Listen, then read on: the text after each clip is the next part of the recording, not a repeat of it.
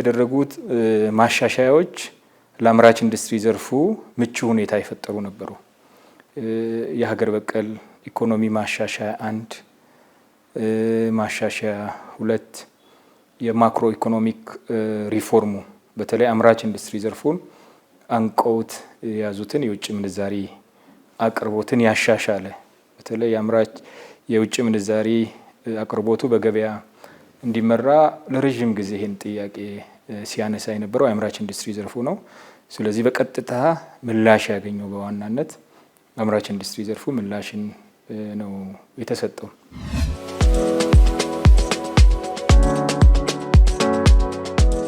ባለፉት ዓመታት ስናይ የተኪ ምርት ራሱን የቻለ ስትራቴጂ ተዘጋጅቷል።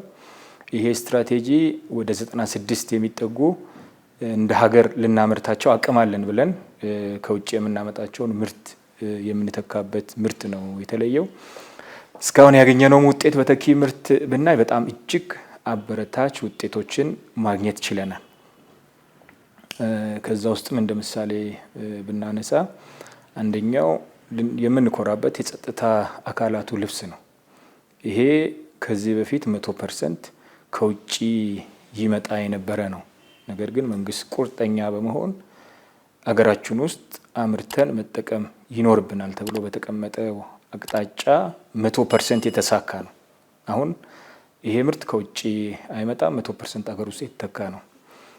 የጸጥታ አካላቱ ምርት ይሄ ልምድም የተገኘበት ነው። በተለይ ከዚህ በፊት ጨርቅ ከውጭ መጥቶ ነበር የሚሰፋው። አሁን ጨርቅ አገር ውስጥ የሚመረትበት ነገር ግን የኋልዮሽ ከክር ማምረት የምንሄድበትና ከጥጥ የምናመርትበት ስለዚህ ከእርሻ እስከ ልብስ ያለውን ሂደቶች አገር ውስጥ የምናመርትበት እየሰራንበት ያለ ነው። ይሄ ትልቅ ፋይዳ ያለው ነው። በተለይ ከኛ ከመጠቀም አልፈን ለጎረቤት ሀገራት ኤክስፖርት ለማድረግ ድርድሮችን ንግግሮች የተጀመሩበት ነው። ይሄ አንዱ አበረታች ውጤት ብለን የምንጠራው ነው።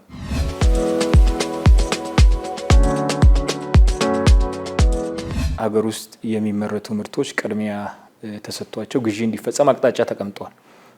ስለዚህ የመንግስት ተቋማት ግዢ ሲፈጽሙ በተለይ አገር ውስጥ የሚመረቱ ምርቶች ቅድሚያ ይሰጣቸዋል። ይሄ በአቅጣጫ የተሰጠ ነው። ከውጭ ለመግዛት ያ ምርት አገር ውስጥ የማይመረት መሆኑ የሌለ መሆኑ ከተረጋገጠ ብቻ ነው የውጭ ግዢ የሚፈጸመው። ይሄ አምራቾችን ያበረታታል። ገበያ ነው አንደኛ ዋነኛው የማምረት ምክንያት። ስለዚህ የሚገዛ ገበያ የሚሸጥበት ገበያ ካለ አምራቹ ለማምረት ይነሳሳል፣ ምርታማነትንም ያሻሽላል።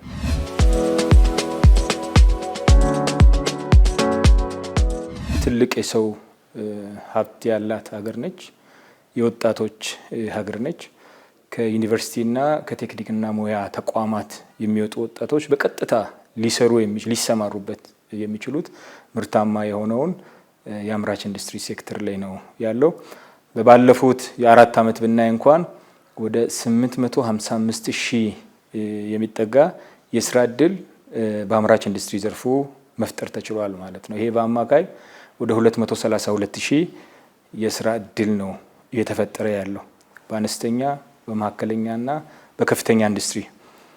ይሄ በሂደት እያደገ መሄድ ይኖርበታል። ከቅድም አኳያ በ10 ዓመት መጨረሻ ወደ 5 ሚሊዮን የሚጠጋ የስራ እድል ይፈጥራል ተብሎ ነው የአምራች ኢንዱስትሪ ታቅዶ እየተሰራ ያለው። ስለዚህ የስራ እድልም የተሻለ የስራ እድል የፈጠረ የመጣ ነው።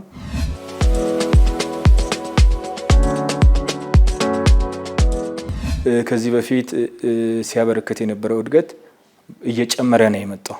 አሁን የ3 ዓመት ዳታ ብቻ ብናይ አማካይ በ2014 ወደ 4.8% ነበር ያደገው። በ2015 ወደ 7% እድገት ነው ያደገው።